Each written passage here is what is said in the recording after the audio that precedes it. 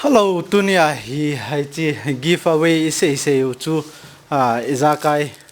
ready hita na chi hita in ise a chu hichi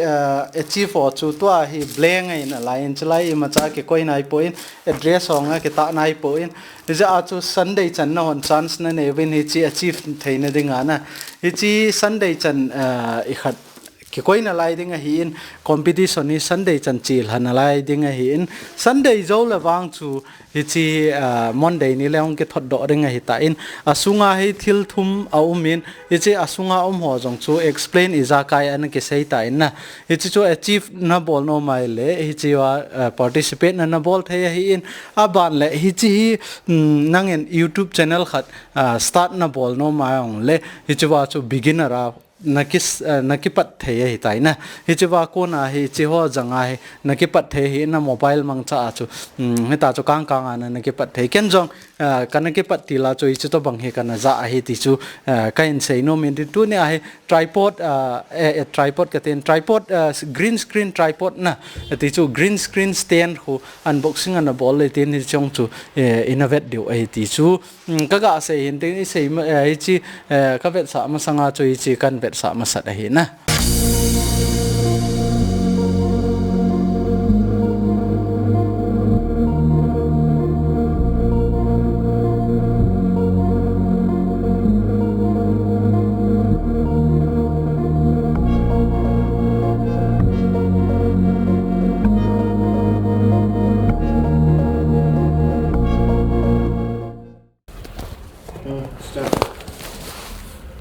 Hello, tunia hi KUKI subscriber holding hi chi ki choh hin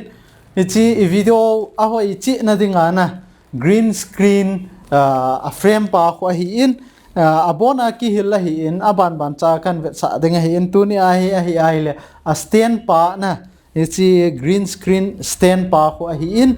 chi I to bang ham ai lo la sungai pp ham I chana len ham I to banga fit ding ham ti chu tunia hi chi unboxing in bol de wa hi in hi chi na dinga chu hi chi video ong ki sem hi nang on jong hoina sa awai le description a link kan pi ding hi in na de ya le all the na ki bol the hi ama na hi ai le hom cha hi na aman hi tam lo hi chu sang le ti bo hi na sang le ti man bo hi in chi chu na de ya le nang in jong description a link hin ping ka ten offer ya ki khial ji in chi tung jo ya chu na ki all the the he ti chu I ga sei the hin tin tu hin unboxing ga bol lo hi tin chi ga at do hi ten na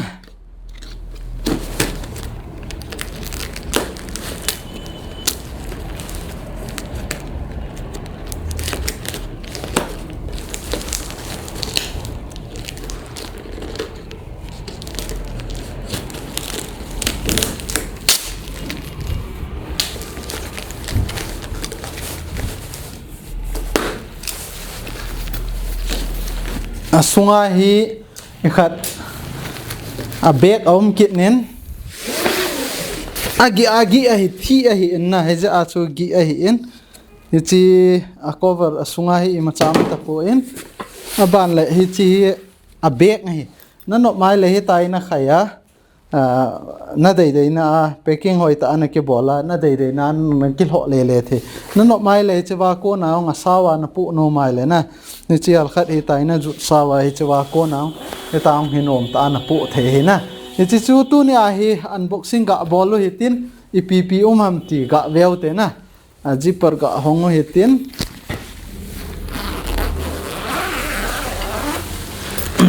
to hi yon do tiếng ole hi chi a stand khat a hi in aban le hi chi amol la hi in na amol thum a in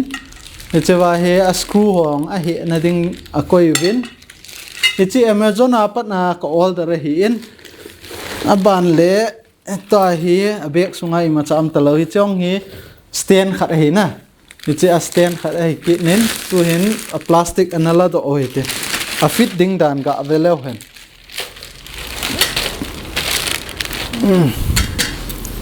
hi chi a stand cha hi in hi chi wa ko na hi kai pal ding hi na hi ta hi tai na kai pal the hi in hi chi sanga e khat zo ang na kai the hi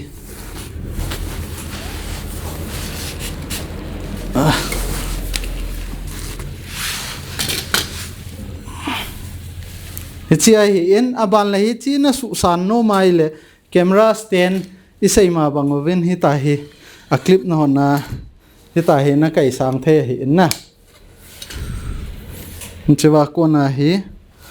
chong hi na su san no mai le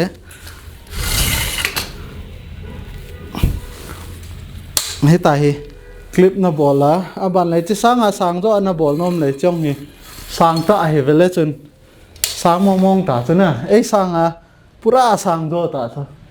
chi fit get lang hi na hi chi na da ya le nang in jong hi chi na ki all that hi chi a stand khat hi in tu in a stand khat pa na hong kit no hi ten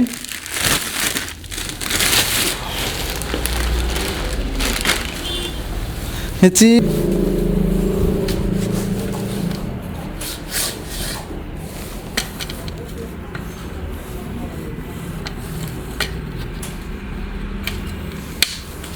hitin bolo hitin na chi alien pe na hit an chong hi chong hi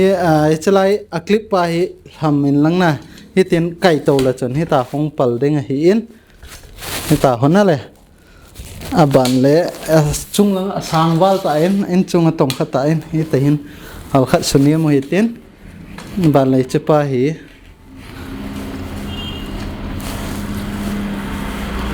sana bolo hitin na le hi chi stand này tai chong hi ga su sang zep mo hi tin tai na pang suni mo hi ti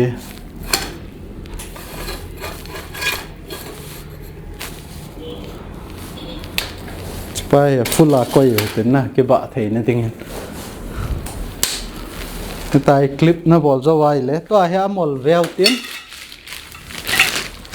chi amol thuma umen alet dan chu evet dewa hi na chi amol hi vele chun hi chalai ai screw ding dan a hi ding dan a umen na chi iti he ding ham te lai chalai ong hi vele chun a hi na ding a to na ding a umen hi tai na to ding hi tai na hi ding hi na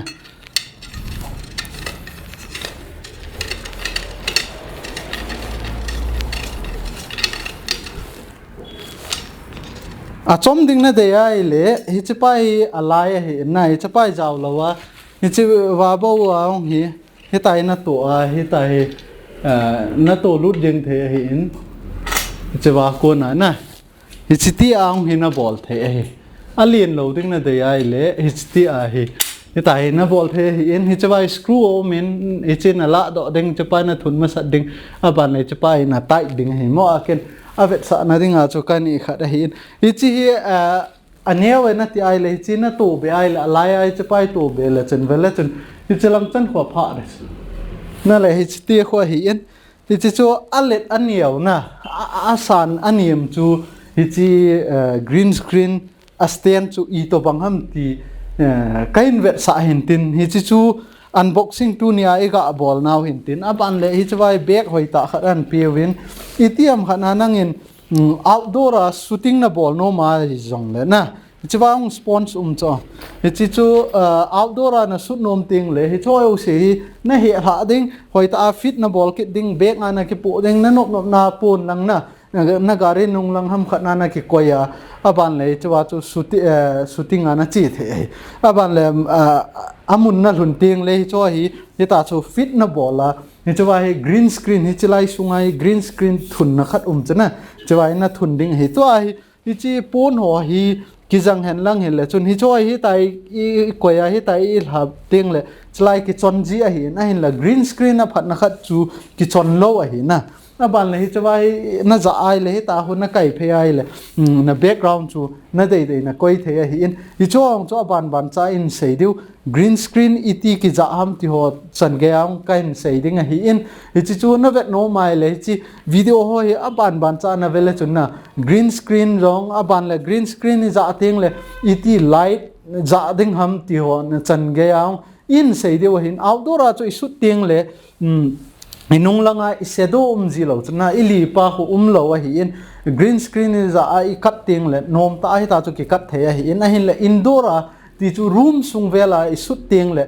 light in ho ting le inung langa hi shadow ho na in ili ho ji chu a khoti ting le background pa in su mang ting le hal khat aning la hi hung boy ve ta na hung boy ji chu hi je a chu hi chong chu iti setup bola ai lo la thing se la iti remove ball ding ham ti chu na het no vai le chi video ho an vele chun a ban cha in sei tho de hi in to a hi chi green screen a stand bo hi in aban le green screen in hab diu green screen paung chu iti fit ding ham ti in sei diu hi chi zo teng chu le light jong aung lun teng la unboxing ang in bol diu aban light fit na ko na iti bol la background iti su mang ding ham ti ong chu ban cha in sei khit diu he ti chu tuni ai ga sei theu in tin tunia hi chi green screen I khat na a stand unboxing iga ball thei now it's chan chu in tin hi chi hi